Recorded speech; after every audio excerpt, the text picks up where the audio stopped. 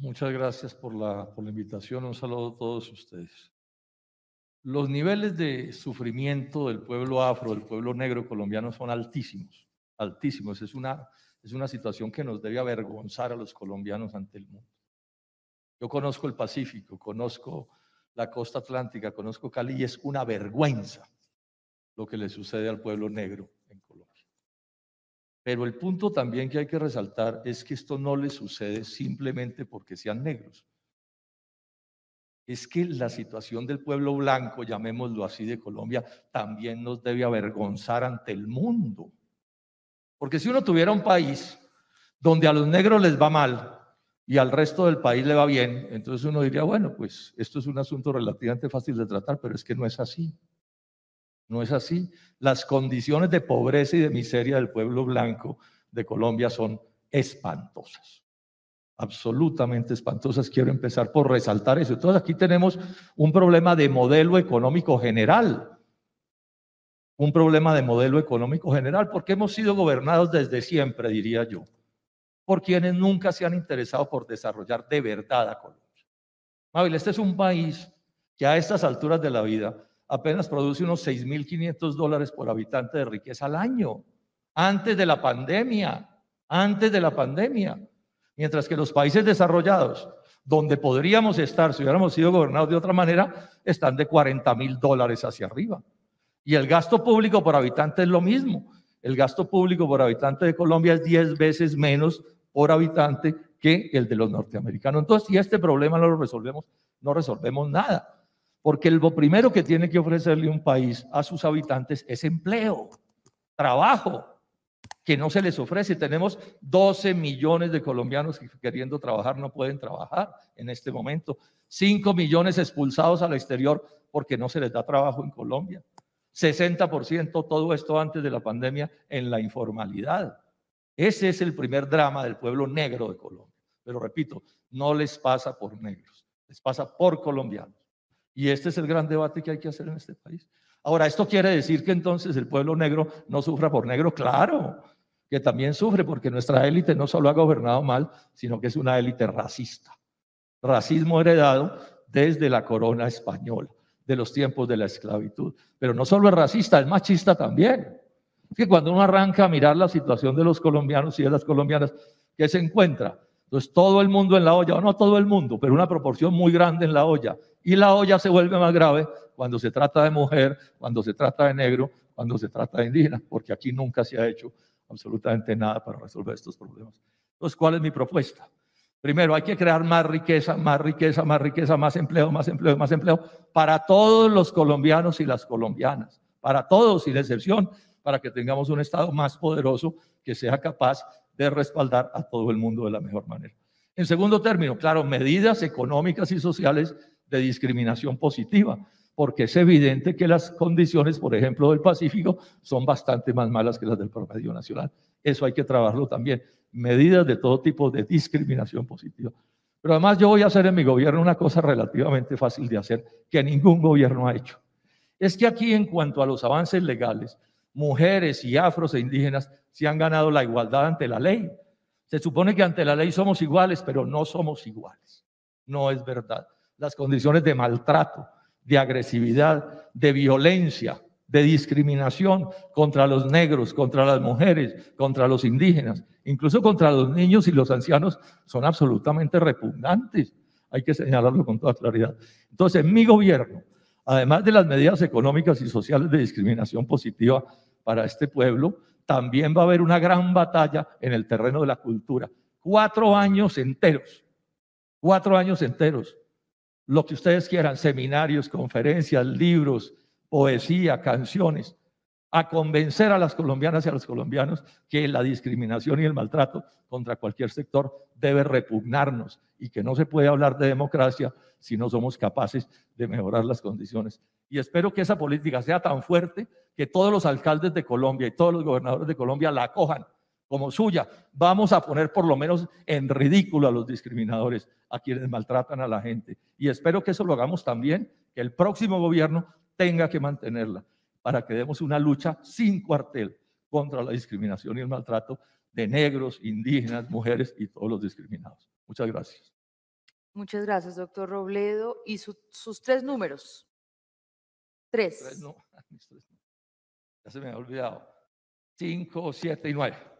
5, 7 y 9. Bueno, 5. En un eventual gobierno suyo, ¿cómo buscará que Buenaventura y el Chocó no acudan a paros cívicos por incumplimiento de compromisos del Estado?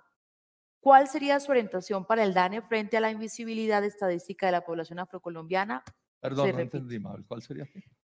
¿Cuál sería su orientación para el DANE frente a la invisibilidad estadística de la población afrocolombiana? Que ya lo habíamos planteado aquí. Estadística. Sí, así es. Invisibilidad estadística frente al DANE. Y la última.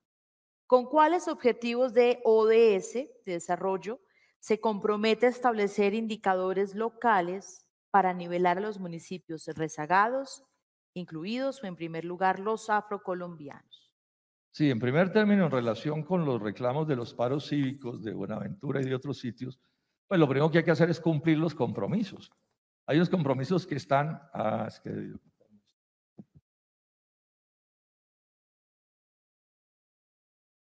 Hay unos compromisos que están pactados y eso debe ser palabra sagrada. O sea, no podemos seguir siendo un país donde los gobernantes, por gobernar mal, entre otras cosas, las poblaciones reclaman democráticamente. Se llega a acuerdos para desmontar esos movimientos y lo primero que sucede es que quienes nos gobiernan le ponen conejo a la gente. Le ponen conejo a la gente de la manera más descarada. Entonces, si se hizo el paro de Buenaventura y se pactaron unos acuerdos, el Estado colombiano tiene que cumplirlos. Es así de simple. Eso es lo que toca hacer en todos los casos. Cumplir los acuerdos que se han hecho, porque esas comunidades además tienen razón en los reclamos que han hecho. Yo estuve de cerca en el paro de Buenaventura. Eso realmente es que lo que estaban pidiendo era agua. Estaban pidiendo que no se robaran los tubos del acueducto. Están pidiendo cosas absolutamente elementales que se le han negado sistemáticamente a los colombianos. Es que aquí no estamos empezando la lucha política ahora, no, aquí hay unos que llevamos toda la vida diciendo gobiernan mal, gobiernan contra el progreso, gobiernan promoviendo el subdesarrollo, gobiernan promoviendo el hambre. En el mundo rural de los negros, por supuesto que están afectados por las importaciones de productos agropecuarios o no. Un país que prefiere traer del exterior la comida de su gente que producirla en Colombia, ¿qué tipo de país es ese? ¿Qué tipo de país es ese? Y ese es el país en el que estamos habitando. Se me pasa, Mabel, las otras dos, ¿cuáles eran? Las otras son objetivos de desarrollo, cómo se compromete a establecer indicadores que vinculen a la población afrocolombiana, y el DANE, que se repite esta pregunta para la invisibilidad estadística. Sí, o sea, mi gobierno va a actuar con todos estos sectores, repito, no solo afros, no solo negros, con todos los sectores discriminados y maltratados. Vamos a estar al tanto de todas las cosas que sea posible hacer. Cuenten que este va a ser un gobierno democrático, amigo de las gentes sencillas, no porque vamos a perseguir a los que les va mejor ni ese tipo de cosas, de eso no se trata. No voy a estatizar la economía, nada de eso. Por el contrario, lo que estamos hablando es de unir a este país, para que trabajadores, clases medias, empresarios creen más riqueza y más progreso y más desarrollo. Y por supuesto que el Estado colombiano tendrá que coger sus recursos y ponerlos en beneficio de todos los sectores. Y claro, entre más problemas tenga un sector, tendrá que haber más mecanismos de discriminación positiva en procesos que son complejos, pero que hay que adelantar. O sea, en buena medida la situación, para poner un ejemplo del Chocó, pues tiene que ver con la política que se ha desarrollado. ¿Cómo es posible que las políticas de privatización tan reaccionarias de los últimos años se las aplicaron igual a territorios como el chocuano, para poner un ejemplo, toda la costa pacífica, que al resto de Colombia, si la propia debilidad de la naturaleza en esa zona móvil es complicadísima? Hacer agricultura en el Chocó es casi imposible. Yo conozco el Chocó. Casi imposible, y sin embargo los van tratando como si fueran iguales al Valle del Cauca o a Antioquia o a la costa atlántica. No, tenemos que entender que allí hay una situación particular que tiene que atenderse particularmente, que no es lo que se ha hecho en Colombia como debiera ser. De pronto les tiran alguna cosa por ahí, pero no es una política estructural que entienda las realidades que hay en esa zona del territorio nacional. Inclusive el tema ambiental hay que discutirlo, porque claro, ahí hay una realidad ambiental de gran importancia, pero prohibirle al pueblo del Pacífico que utilice el territorio en el cual nació, Yo diría, puede haber agresión medioambiental más grave contra un pueblo que prohibirle utilizar el territorio en el que nació y en el que vivió. Aquí necesitamos entonces en este sentido también una política ambiental que preserve, por supuesto, el ambiente natural, pero es que estoy también enfatizando en otra idea. También existe un ambiente, llamemos, cultural, social. O sea, los niños, los pobres, los miserables también tienen que ser atendidos en la lógica y en el debate ambiental, porque no puede ser que se condene, por ejemplo, a toda la costa pacífica al subdesarrollo eterno con teorías que no resisten análisis cuando se trata de mirarlos en detalle. Aquí sí que hay cosas que trabajar.